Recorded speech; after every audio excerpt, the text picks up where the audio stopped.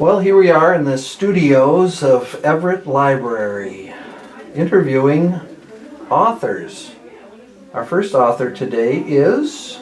I am Sonya Rhen. Where are you from? I am from Washington State, born in Auburn, grew up in Fendaway, so I am a native, one of the few completely native Washingtonians. Right. Hometown girl, Yes. All right. When did you first realize you wanted to be a writer? I think I've always wanted to be a writer. When I was younger, I used to make up stories and draw pictures, and I think in high school, I was always writing short stories with me and my friends, and it was just something that seemed to be a dream for me from a fairly young age. And when did you actually put pen to paper and start writing these things down? When I graduated from college, I thought I'm gonna write a story, and I would write the first 3 chapters, and I would go over them again and again and again. And I never really got past those first 3 chapters. So it wasn't until I discovered NaNoWriMo, the National Novel Writing Month, in 2008 was my very first one. And when I completely finished from beginning to end and wrote the end, I realized I can actually do this. I can actually write a full, complete story and get past chapter 3. And ever since then, I have written a story every year at NaNoWriMo until 2015. Okay. So. Were they related to each other, those stories? The first story wasn't. The first story was a supernatural belly dance mystery story. Wow, okay. It was kind of a joke. It was like, what things are popular now? Supernatural stories, something that you're interested in, and mysteries that have your hobby and little tips in there. So that was my first story. Wow. 4 more of the stories were the Space Tripping is my humorous science fiction books, and so 4 more of the stories that I did in NaNoWriMo's were in that series, and then 1 is kind of semi-autobiographical because it happened right after my mother passed away, and it's about that experience. So. Mm-hmm. Okay, so that's kind of a range. Yeah, wide range. Yes. So you have a series of what did you call this? Space Tripping. Space Tripping. With so the that's a Shredded genre. Yeah. Okay. My Shredded Orphan. Well, it's my Shredded Orphans series. Is books about the seismic rock band, the Shredded Orphans, and their travels in space. So. Well, how did you get started with that idea? It started, oddly enough, as a dream where I just had this image of this group of people wandering through the desert and kind of bickering and complaining with each other, but they were, they were good friends. They were related somehow, and I was like, why would they be doing this? And what might be going on? And the idea came to me that they crash landed, and then so that's the premise of the first story, is they crash land on a planet and they have to find their way to get to their concert. And then it just, at first I thought they might be kind of like mercenary types or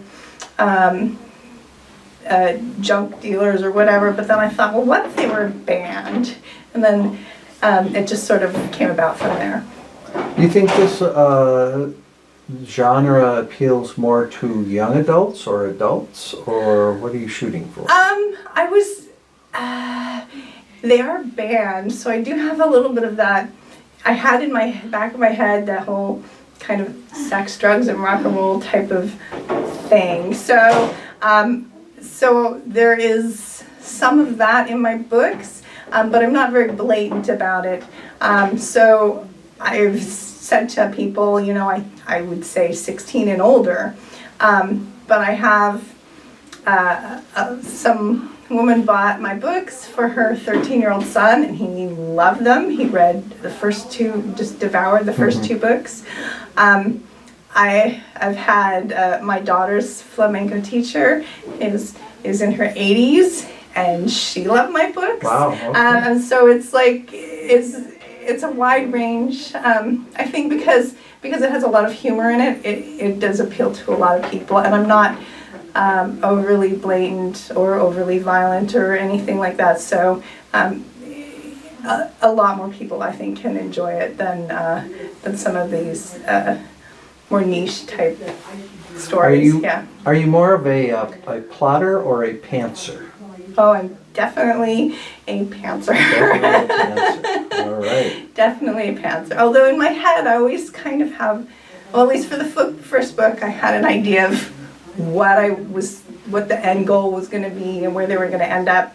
But yeah, I just sit down and start writing. You're not wedded to an outline? No, okay. No. So, do you have any interesting writing quirks? Interesting writing quirks. I sometimes like to listen to music when I'm writing, and I will often put on the same song on repeat and listen to it, or the same album and listen to it over and over and over again. Because to me, I like, if I like something, I can listen to it often and just kind of keep it in the background and tune it out. Drives my husband nuts because he doesn't like to hear anything more than once. He's like, we already heard that CD today. I'm like, I don't care. Do you have a special place where you do your writing? I write from home, so sometimes I'll write at my desk and my desktop computer upstairs, but my husband bought me a laptop for Christmas one year, and so often I will write downstairs in the dining room table because it's very sunny and nice down there. So. Well, how about your outside life? What do you do when you're not writing? When I'm not writing, I take care of my family. It's like the first thing. I have a husband and 2 kids, 2 cats and a dog. But also I do belly dancing. So right. That's one of my other, my second passion after writing is belly dancing. So. Well, I have a friend who has been doing belly dancing for, I think, decades, so I can understand that. Yes, belly dancers, old age belly dancers are everywhere. Especially Seattle area has a lot of belly dancers, and it's something that's unlike some other dances you can continue to do for your whole life. Are you thinking of stretching out your genre fixation to maybe other genres? I would love to do other genres. I think I've been dabbling a little bit with doing some romance writing, and I would love to do a cozy mystery. The first one was a cozy mystery, but I haven't published that. So, and I do like reading and watching mysteries. So yeah, I would love to do some other genres as well. What do you think the most important thing in a story is? The most important thing in a story, I think, is to have likable characters. If you can do stories with characters you really dislike. There are stories out there with characters you really dislike, but those aren't, for me, those aren't ones I enjoy reading.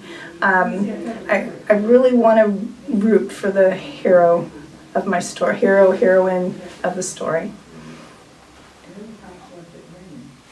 What do you read? What I read? I try to be pretty eclectic. I like to read a lot of different things, but I prefer not to read things that are overly violent or dark. My mind just doesn't like to go to those places. So I read a lot of mystery, cozy mystery types, humorous, almost entirely like humor books are my favorites. Alexander McCall Smith and Terry Pratchett, Kevin J. Anderson. I just really like, if it's got humor in it, then it's something that I really am drawn to. So as far as the band books, how does the music figure into that? My husband was in a band, so I have and my sister has been in several bands, so I know a little bit about the backgrounds and setup and that, so I have that in there. The bands itself, the universe is where my band is set is one where corporates rule everything, and everybody everybody under them are slaves to their jobs, literally. So as far as the music goes, I do put some poetry in there that are the song lyrics for the band. It's probably only about 10% of the music, and the rest of it's all kind of adventure, humorous situations that they get into. What are you reading right now? What am I reading right now? Right now I'm one of those people that likes to read like 5 or 6 books at a time. And so I'm reading Witch, I can't remember the name of it. That's a Serena Dory book of witches. I think it's about a witch school, and she's a teacher, unlike kind of the opposite of Harry Potter, where he's the student. She's like the teacher, and she's learning to do magic. And that's kind of interesting. And I'm reading Binti, which is a science fiction. I'm finishing the 3rd novella of the Binti series. And I've got a couple other books going as well.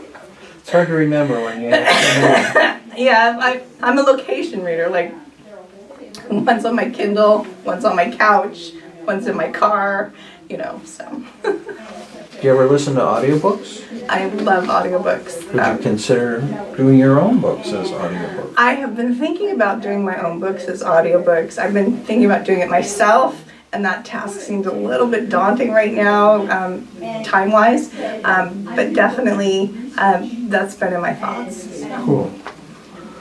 No movie rights sold yet? No. Sad. Someday, Yes. Maybe. I would love it. Wouldn't that be nice? Well, I think I've kind of run out of questions for the moment, but thank you very much for being forthright on all your answers. I think you win the prize, and good luck with your book. Thank you so much.